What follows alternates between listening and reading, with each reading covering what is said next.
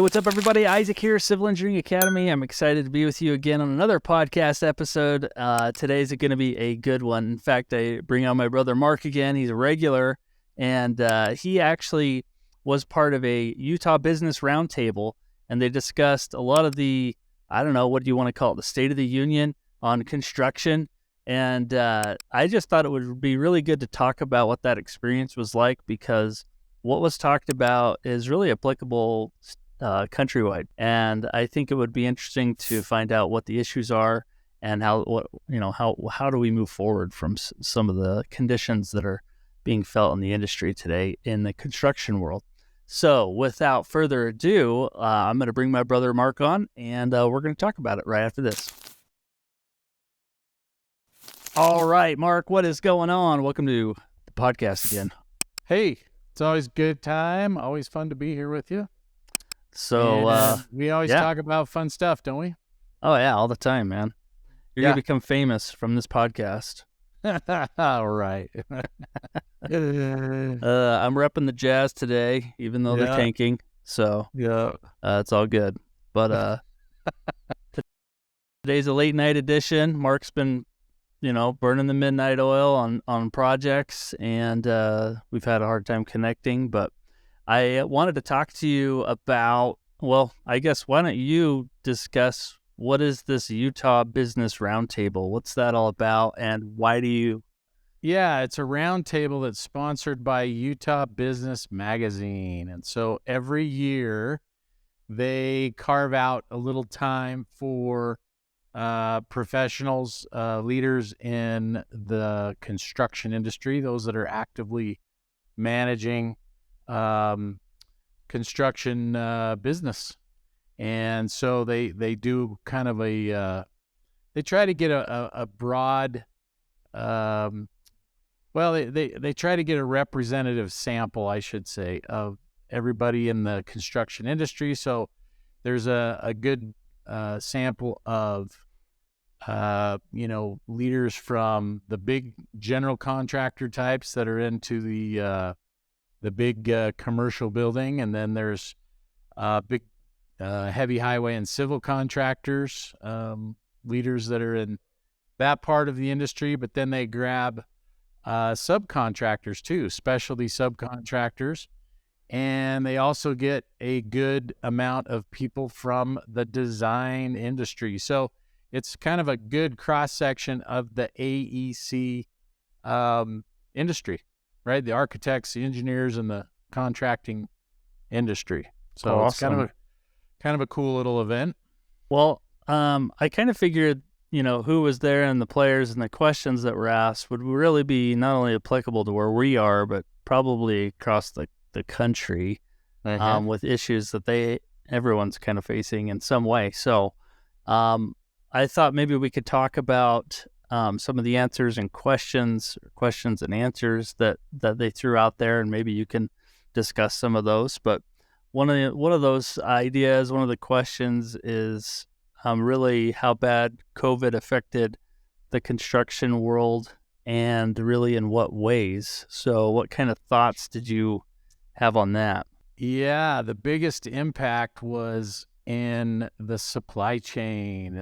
And so when COVID hit, initially, it wasn't too big of a deal because most of the supplies were on hand, in stock, right? And so if we needed, rebar or extra, rigid foam or geofoam or whatever materials we were working with, there was usually enough on hand that they could, continue to supply the projects. What happened as COVID kind of lingered on is those factories and those places where those products were manufactured, those people that were working in those places were staying home when they got sick, or, following all of the CDC prescribed protocols that were kind of handed down. And so it impacted their daily production. And all of a sudden, we wanted things supplied to the job, and we were usually dealing with lead times, right? And so as as we take on projects and we're scheduling and we're promising essentially our clients, the owners of the projects that we're building for, a certain delivery time, right? And a lot of that is based on our past experience on how long it takes to procure certain items. Well, all of a sudden, all of those procurement times that we counted on they're blown out the window, right? So, boom. Yeah, a lot of the big things that were impacted, electrical equipment was a huge one. So a lot of that stuff was manufactured overseas in China, primarily, and all of a sudden, switch gear and things like that normally would take, I don't know, 2-3 months lead time. Now all of a sudden jumped to like 18 months, 2 years lead time, just absolutely just killer. And so that was the biggest thing as far as, the workforce. My experience with that was, it was business as usual, most you projects got, are outside. your boots on the ground, right? I mean, you guys are out there doing the work, so someone's got to still do that. Yeah. Did anyone else talk about office stuff or coming back to office or anything like that? Was there even our office, at least the construction companies, their office personnel still came into the office for the most part. That wasn't interrupted, but the design community is where most of that stay-at-home stuff started happening, right? So everybody started working remotely. And the engineering side. Yeah, a lot of the engineering and architectural design work started happening at home. Zoom meetings became, the primary method of getting together and collaborating, and so the design industry kind of got used to that. In fact, there was a lot of folks talking about how they don't need as much office space anymore. They're like, why am I paying for X, square feet of office space when, half of my employees are staying home now and working from home. I don't need as much space. And so I've heard that. I've heard whole cities got problems with that, trying to get people to come back to, use commercial real estate. Yeah. So I don't think we were as affected as much as, like the IT industry maybe was, or some of these industries where, jobs could be primarily done remotely and from home. There was still some interaction that had to happen there, but yeah, that was mostly the design community that got affected by that. Did you do you see any relief coming on the supply chain arena? I'll let you talk about your experiences. I could talk about mine as well in the industry I'm in. Yeah, so in my industry, there's some relief now, and a lot of it's because the demand is dropping. Just because interest rates are getting higher, it's more difficult for owners to finance their projects. It's more expensive, right? And so we're seeing some projects get canceled or get shelved, put on hold. Yeah, because the pro formas that they put together, it doesn't pencil out. They don't get the returns on their investment like they want, and so those things are slowing down. But but the big thing that we're seeing is lumber and plywood and that kind of stuff was just nuts after COVID, because again the supply went way down, but the demand was still really high. So like, I'm used to paying, $45 for a sheet of 3/4 plywood, and it shot up to over $100. I mean, it was $110, $115 a sheet. I'm used to paying for 2x4s, like 45 cents a board foot. And that jumped up to, $1.50, $1.60, $1.70 a board foot. It just got nuts, those kind of things I'm seeing come back to earth. Those are coming back to normal, those supply chain issues. And we had a little hiccup with cement powder. That was a problem for a while. Where's that coming from? So there's a couple of primary producers, cement powder producers, Portland cement.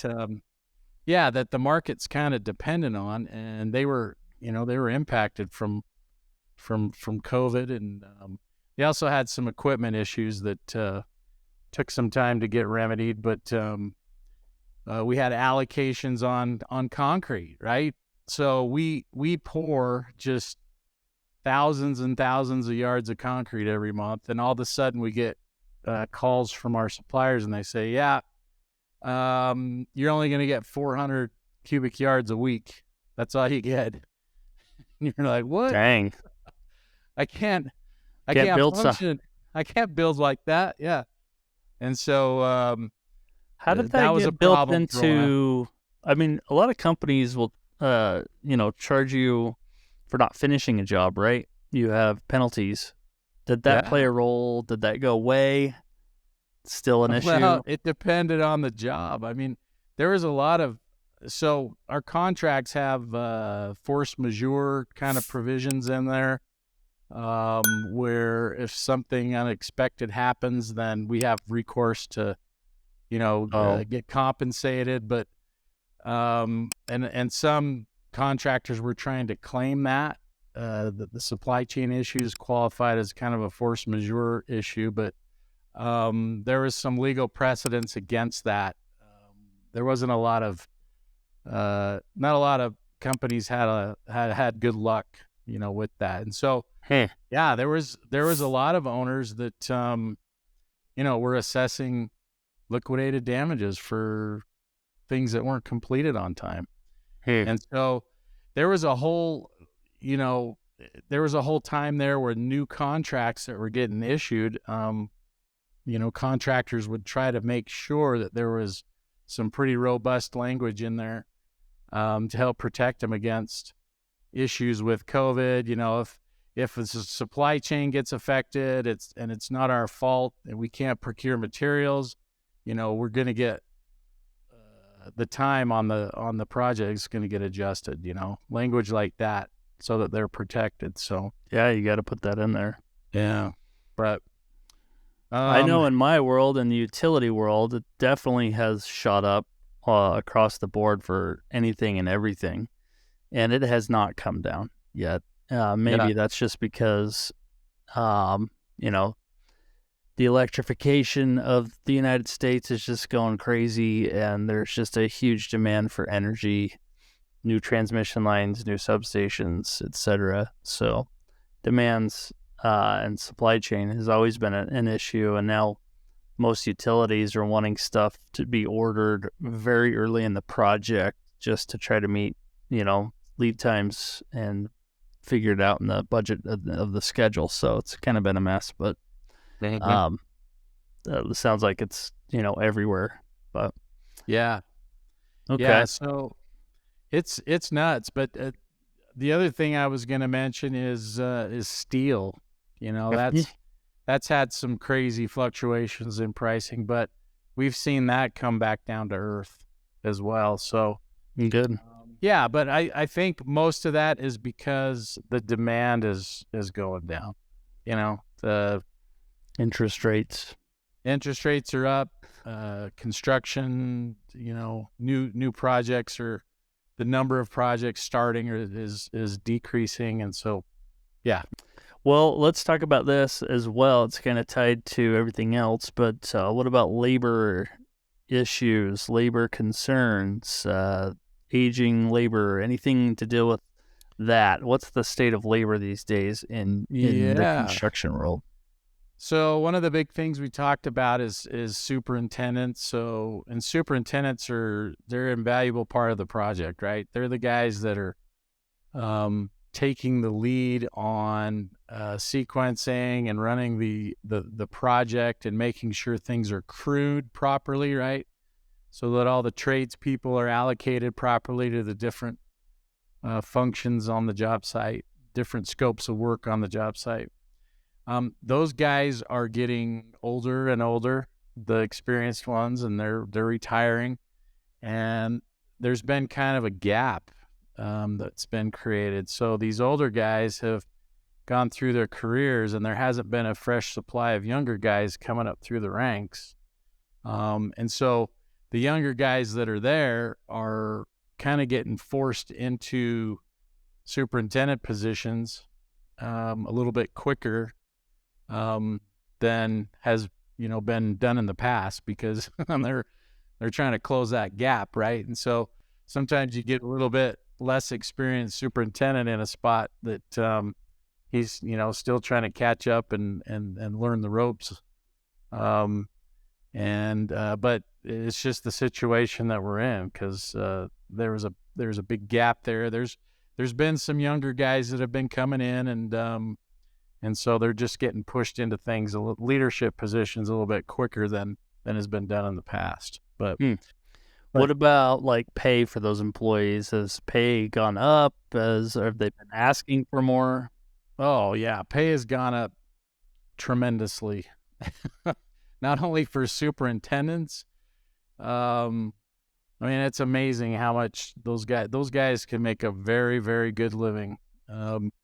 They have a lot of responsibility, right? And their pay is commensurate with that responsibility for sure. But they can make a very good living. But that has trickled down into the rank and file, tradespeople too. If you're a skilled tradesperson, you can make a very good living because of this issue that I'm talking about, where there just hasn't been a lot of young people getting into construction. So the demand is fairly high still, even though we're seeing projects get canceled and the construction slowing down. The demand's still pretty high because there isn't a lot of tradespeople to begin with. Hey, and they do command very good wages these days. So you got a number, a ballpark? What are we talking here? Well, you're a superintendent. Ballpark. Yeah, a superintendent Range. that's running multi-million-dollar projects. I mean, he's going to make $200K plus a year, easy. Why did I go into engineering? Right? Yeah, and these are smart people that have learned a trade, and they've worked themselves up into leadership positions. They're not necessarily college educated, but they're just as smart as anybody. Boots on the ground, man. They know how it works. Yeah, they have good practical knowledge, good hands-on skills, and they're invaluable, and they're smart people. They're just because they don't have a college degree, it doesn't mean they're not awesome. Smart people. Yeah. What about turnover? Any issues with turnover? I mean, are we seeing people leave? Any issues like that? The turnover that we've seen is because, companies are poaching employees from other companies, offering higher wages, trying to get individuals to jump from one company to another. And so you'll see companies that have the most projects, the most work, tend to be the ones that are trying to go out and take the skilled labor from other companies, because they don't exist in the open market, right? There's nobody there. So they try to pick them off from other companies, and in doing so, they offer more money, of course, to get them to jump. And that's kind of the underlying pressure that's driving wages up in a lot of cases. Interesting. Yeah. I'll make more over there. Yeah. Okay. In fact, I've gotten into a lot of, situations where I'm trying to counteract that, right? I got somebody that's thinking about leaving, and I'm like, no, you can't go. Free lunches. Yeah. Don't go. We'll get you more money. Dang it. Yeah, that's always a challenge. It's a good position for trade people. It's a challenge, in the engineering world too. You can make more going to somewhere else, and because it's kind of the nature of the game. At some point you got to determine where you're satisfied and where you feel valued, and kind of be okay with that, and not just keep jumping around. But right, totally makes sense. Yeah. Well, last question I have for you is basically, what do you see for the industry as a whole moving forward in the construction industry? So I'm kind of biased towards the Mountain West area, of course, when I talk about this, but I still see a lot of growth potential here. So I see nationally there's a lot more issues than what we're looking at here locally, but I still see a very high demand for housing. There's just a lot of people in the Intermountain area that need places to live, and they're building high. They're going high. Yeah, and so the single family, homes, they're expensive, and so your average family that's just starting out can't afford a single family home. So they're looking for these multi-family type units, and your apartments and your condominium type living spaces. And so we're seeing, I think more and more of those types of projects will be going in the future, despite the inflation and everything that all these headwinds that we're getting. I think the demand will kind of push through a lot of that, at least here locally in the Intermountain West. And then, commercially, we saw a bunch of tilt-up type projects, big warehouses, right? The Amazons and all these online retailers, they still need space to store product. It's not a traditional brick and mortar type store, but they still have to have warehouse space to store things. And so we saw a lot of warehouse space being constructed. That's slowed down. Yeah, and then definitely office space is obviously slowed down post COVID, and there's just not the demand for office space like there used to be. So it's really the multifamily housing that I think will be driving things going forward in the commercial construction realm. And then in the heavy highway and civil, there's a lot of work coming out in that arena. There's a lot of public funding that's federal funding that's been coming to the state and the Intermountain West area for infrastructure expansion. So that'll continue. So that'll be something that'll still there, keep rolling. But yeah, awesome. But overall, Isaac, I would say that it's positive, right? It's not a net positive. Yeah, even though we got a lot of headwinds, nationally, supply chain and higher interest rates and all these things, it's still positive. It's still good. There's still a lot of growth that's going to happen. Awesome.